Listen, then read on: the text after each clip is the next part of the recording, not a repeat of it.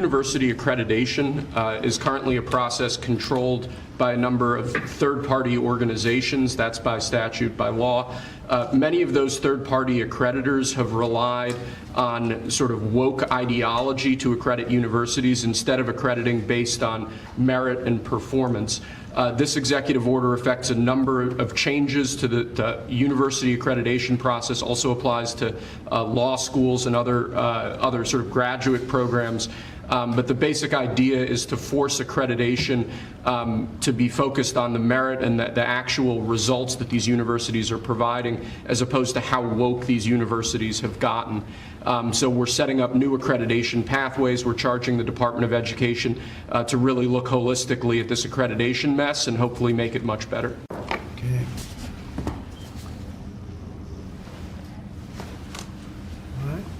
This next executive order relates to artificial intelligence education, sir. You've obviously done a lot in the artificial intelligence space already. The basic idea of this executive order is to ensure that we properly train the workforce of the future by ensuring that school children, young Americans, are adequately trained in AI tools so that they can be competitive in the economy years from now into the future as AI becomes a bigger and bigger deal. That's a big deal because AI is where it seems to be at.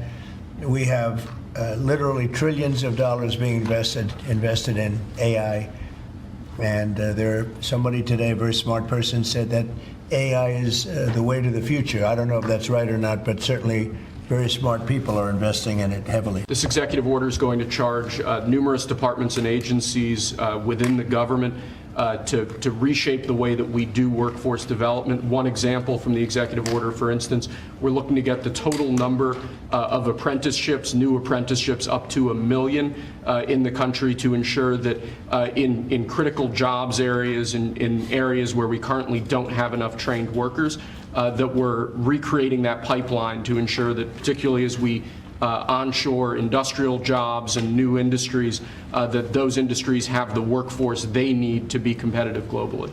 Right. Very important. And this is the EO that we're all here working together.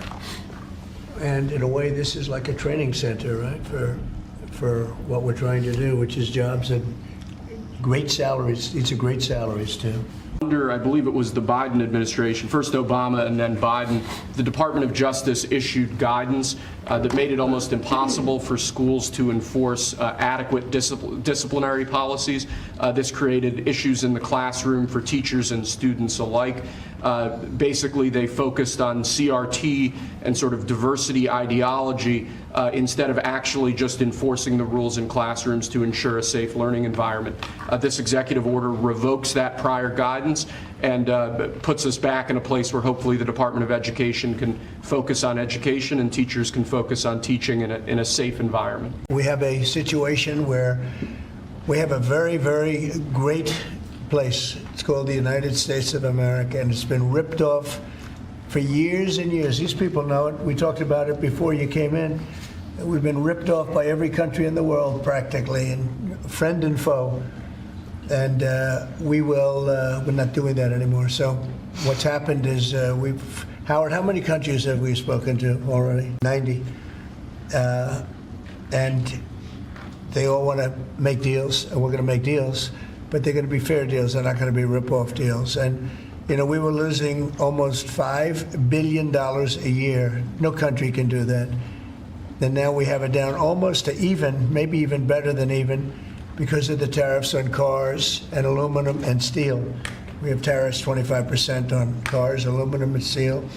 And there's a rush to build new steel plants, a rush to build new aluminum plants, and a biggest rush I've ever seen, that we've ever seen, to build car plants. We have like 11 of them or something, big ones, where you guys maybe work. Maybe you won't want to work, you'll do something else instead of that. But if you like cars, you'd like to work at one of these plants, the biggest plants in the world. 3 of them have left Mexico before construction started, 1 of them during construction, and they're coming to this country. They're coming back. We had a lot of money to do it, all based on foreign countries coming in and paying us tariffs. And we're doing that again, and I think we're going to make so much that we're going to be able to reduce taxes in this country by a lot. And we're also going to treat those countries very fairly. But if we don't make a deal, which is possible, we're going to just set the price. Because you remember, they have to come in, they want to come in here, and they want to do business with the United States. So we want to set a fair price, and we'll do that. We're going to be very fair, but we'll set a fair price, and then they can make a determination as to whether or not they want to do business with the United States. And I think most of them will, and I think we're going to treat them very fairly. I had one on Ukraine, but I wanted to ask you one about veterans since they are here today, and thank you for your service and sacrifice.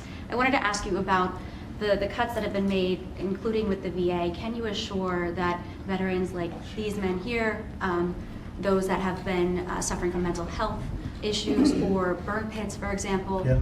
will be taken care of? Yeah, very even with much the so. cuts? In fact, they will tell you it's been better with me than any president in history. We had a 92% approval rating, which is unheard of, up 50 points from the previous administration in my first 4 years, and we're doing better now just to get to a clinic or get to the VA.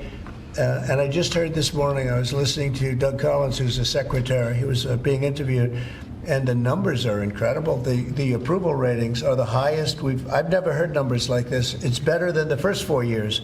So no, there's no group of people more important than the people in this room. And I am not talking about the media. I'm talking about these people right here. There's no group, and they're going to be taken.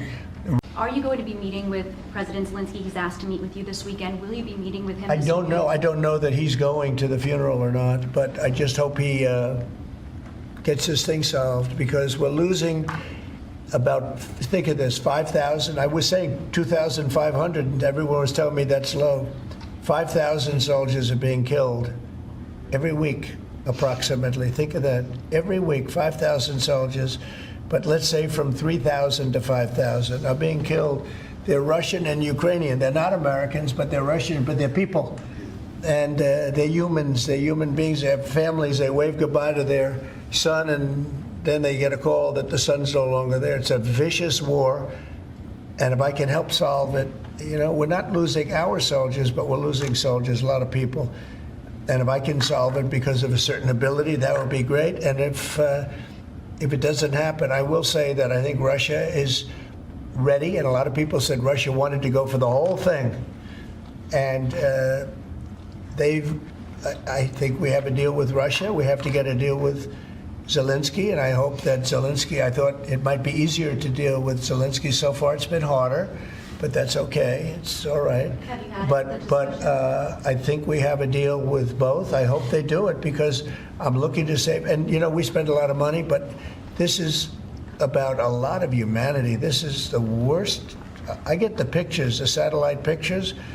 I've never seen anything like it, of the fields after some of these battles. It's horrible that it's going for nothing. We would have never had this problem. You would have never had that war if I were president. I guarantee you that. And for 4 years, you didn't have it. Egg prices have gone down 87%.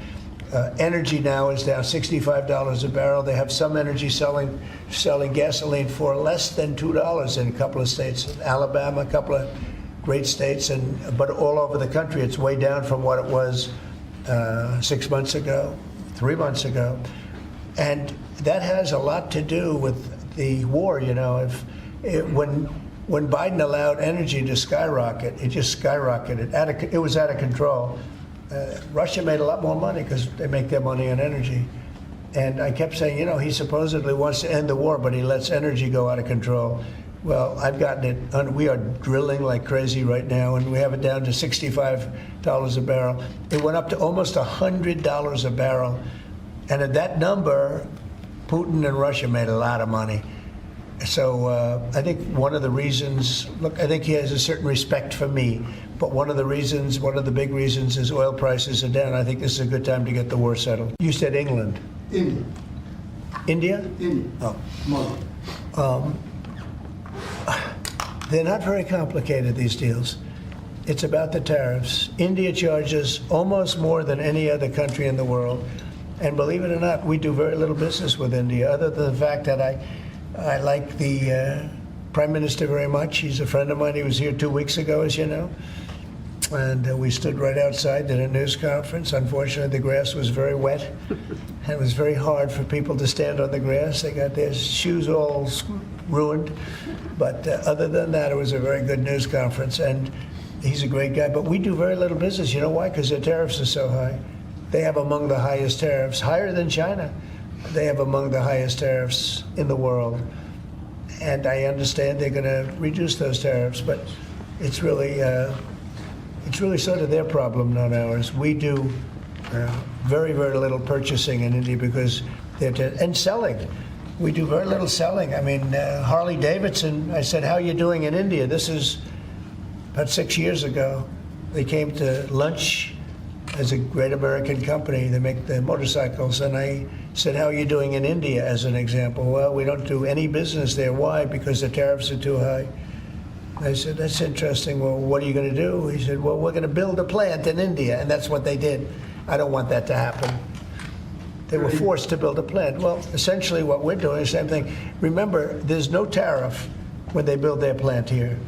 And everybody wants to build because they don't want. And the higher the tariffs go, the more likely it is they come in and build a plant. You know, I mean, if it's 25%, that's fine. If it's 50%, you'll get more plants. 75, you get more. At 100, you get more than that.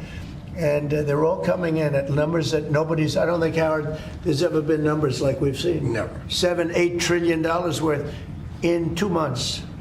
Because it took me a month to get started, in all fairness, but in 2 months we did this, and now we're coming up on 100 days, first 100 days, and I think we're going to be close to $8 trillion. There was never any president that did even a tiny percentage of that.